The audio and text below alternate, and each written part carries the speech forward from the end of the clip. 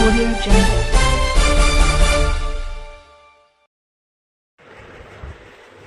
पीलीभीत थाना जहानाबाद के ग्राम खुंडरा में रात 11 बजे एक बाइक बिजली पोल से टकराने से युवक की मौत। युवक थाना नवाबगंज के गांव मुडिया तेली का बताया जा रहा है।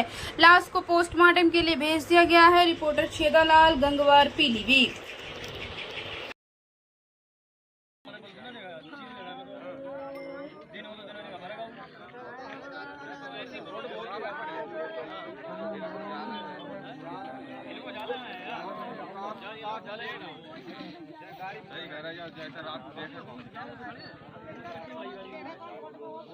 बात समझ में आया जो फिर आओ कितना से